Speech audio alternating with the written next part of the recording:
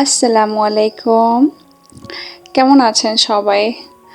আমি আলহামদুলিল্লাহ আল্লাহর রহমতে এবং আপনাদের দোয়ায় বেশ ভালো আছি। আপনারা দেখছেন বাংলাদেশি ব্লগার মাম হাফসা বরিশাল থেকে। ভিডিওর শুরুতে একটি কথা খুব সুন্দর করে মনে করিয়ে দিতে চাচ্ছি, সেটা হলো ভিডিওতে প্লিজ একটি লাইক করে দিবেন। আর যদি সম্ভব হয় ভিডিওটি টেনে টেনে না দেখে ফুল ওয়াচ করার চেষ্টা। আশা করি কোনো না কোনো অংশ আপনার কাছে ভালো লাগতে পারে। আর আজকের এই ভিডিওর মাধ্যমে যদি কোনো নতুন বন্ধু আমার চ্যানেলে এসে থাকেন, অবশ্যই চ্যানেলটিকে সাবস্ক্রাইব করার যোগ্য মনে হলে চ্যানেলটিকে সাবস্ক্রাইব করে দিয়ে পাশে থাকা বেল আইকনটি প্রেস করে রাখবেন। তো আজকে একজন বাংলাদেশি হিসেবে, একজন ছাত্রী হিসেবে, একজন সাধারণ জনতা হিসেবে একটা কোশ্চেন করতে চাচ্ছিলাম। যারা বাংলাদেশি তারা কি এই দ্বিতীয় স্বাধীনতায় খুব খুশি বা খুব হ্যাপি করেন বা স্বাধীনতা ফিরে পেয়েছেন এরকমটা মনে হয়? আমি সবার কথা কিন্তু জানি না, আমি নিজের কথাই বলছি। আমি মনে করি আমি বাক স্বাধীনতা ফিরে পেয়েছি। আর যদি বলেন খুশি বা হ্যাপি, যাই হোক, সেটা আমি ফিল করি কিনা, হ্যাঁ ফিল করি। কারণ প্রত্যেকটা ভালো কাজের মধ্যেই একটা খারাপ কাজ থাকবে বা আপনাকে ভরকে দেওয়ার মতন একটা সিচুয়েশন অবশ্যই তৈরি হবে। সেটার জন্য তো আপনি আপনার অর্জনটাকে ভুলে যেতে পারেন। তো সেদিক থেকে আমি বলবো আমাদের এই বিশাল এত মেধা, এত রক্ত, এত কষ্ট, এত ত্যাগের পরে পাওয়া বিজয়টা আমি অবশ্যই নিজেকে হ্যাপি ফিল করি। কালকে একটা নিউজ দেখেছিলাম, আজকেও সেটা দেখছি যে আমার নিউজ ফিডে বার ঘুরে আসছে যে পাকিস্তানেরাও আমাদেরকে নিয়ে খুব ফিল করে। তারপর তারা বলতেছে আমি কে, তুমি কে, বাংলাদেশ বাংলাদেশ। তো যখন অন্য একটা রাষ্ট্রের মুখে আমাদের দেশের নাম এতটা উচ্চ স্বরে সবার মুখে শুনি, সো এর থেকে আসলে পাওয়ার কিছু হতে পারে না। জনগণ, প্রত্যেকটা নাগরিক, ইভেন বাংলাদেশের বাহিরের মানুষ আমাদেরকে বাহবা দিচ্ছে। তবে সব শেষে একটি কথাই বলতে চাচ্ছি, সেটা হলো যে এখন যে অন্তর্বর্তীকালীন সরকার রয়েছেন বা উপদেষ্টা মণ্ডলী রয়েছেন, নতুন সরকার আসবেন, সবকিছু মিলিয়ে একটি কথাই বলতে চাচ্ছি, আমাদের পিছনের যে ইতিহাস সেটা যেন আর রিপিট না হয়। আমরা চাই সুন্দর একটা বাংলাদেশ, যেখানে কোনো বৈষম্য থাকবে না। জনগণকে নিয়ে সরকার সবসময় সচেষ্ট থাকবেন, জনগণের কথা ভাববেন, দেশের কথা ভাববেন, দেশের উন্নতির কথা ভাববেন। সব দিক মিলিয়ে আসলে আমরা যেন ভালো থাকি, আর কোনো চাওয়া নেই।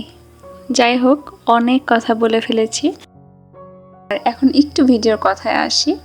সকালে উঠে ব্রেকফাস্ট রেডি করেছি, খেয়ে নিয়েছি।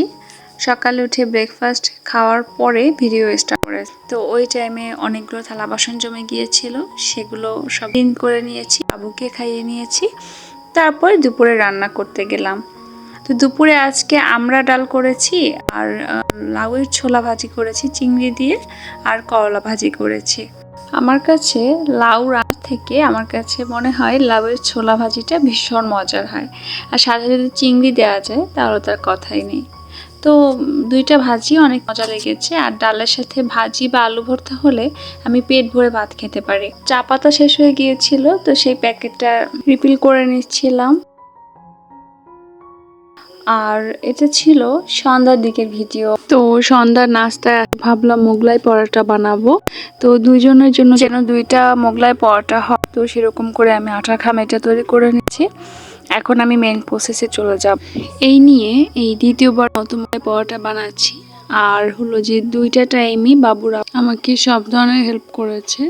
এখানে আমি সব ধরনের মশলা অ্যাড করে দিয়েছি, মানে এখানে জিরা গুঁড়া, মরিচ, পেঁয়াজ, ধনিয়ার গুঁড়া, হালকা একটু হলুদের গুঁড়া, তারপরে চাট মশলা, এগুলো সব উপাদান, একটু লবণ, এগুলো দিয়ে সরষের তেল দিয়ে দিয়েছি। তো বাবুরাব্বু সেগুলো সুন্দর করে মেখে নিচ্ছিল। তারপরে এখানে আমি দুইটা ডিম অ্যাড করব। বাবুরাব্বু ডিম দুইটাকে সুন্দর করে উপাদানগুলোর সাথে ভালো করে মিশিয়ে নিচ্ছিলেন। আর এরপরে আমি একটি রুটি বেলে নিচ্ছি, কারণ পুরুষ মানুষ তো, সে হয়তো আমাকে অন্য কাজে হেল্প করতে পারবে, কিন্তু রুটি তো আর বেলতে পারে না। আর আমার বাবাই সোনাটা, সে আমাদের দুজনের কাজ সুন্দর করে পর্যবেক্ষণ করছে, কিভাবে কি করছে বাবুরাব্বু, সেটাই। ওর একদম ছোটবেলা থেকে আমি ওন খুব কম দেই, তাই ও যখনই আমি কাজ করি ওকে সাথে নিয়ে কাজ করতাম। তো ওর এখনো সে অভ্যাসটা রয়ে গেছে। তো বিষয়টা আমি এবং বাবুরাবু দুজনেই খুব এনজয় করি। এখানে বেলে নেওয়া রুটির মধ্যে প্রত্যেকটা উপকরণ যে মিক্স করা ছিল সেই তরল যে মিশ্রণটা সেটা অর্ধেকটা করে করে তারপরে দুইটা মোগলাইয়ের উপরে মিশ্রণটা দিয়ে মোগলাই দুটোকে ভেজে নিব।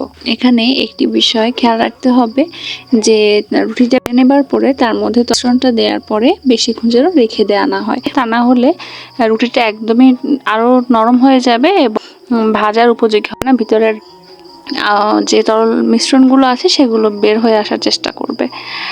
এটা হলো মোস্ট ইম্পর্টেন্ট বিষয়। তো বাবুরাব্বু খুব সুন্দর করে পর্যবেক্ষণ সহকারে মোগলাই দুটোকে ভেজে নিচ্ছিলেন।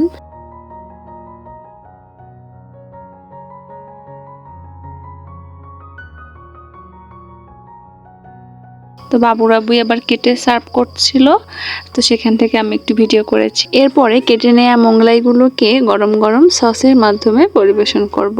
আর একটি কথা স্মরণ না করলেই নয়, এক আপু আমাকে গত ভিডিওতে কমেন্ট করেছিলেন আমি কোন অ্যাপ ব্যবহার করে ভিডিও এডিট করে থাকি। তো সেই আপুর কমেন্টের রিপ্লাই আমি দিয়ে দিচ্ছি এখন। আপু, আমি আসলে ক্যাপকাট ইউজ করে ভিডিও এডিট করে থাকি।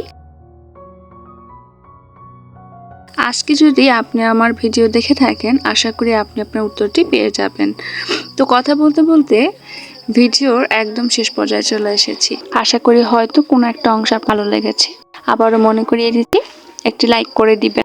আজ তবে আসি, সবাই ভালো থাকবেন, সুস্থ থাকবেন। তাই কোনো ধরনের ভুল ত্রুটি হলে অবশ্যই ক্ষমা সুন্দর দৃষ্টিতে দেখবেন।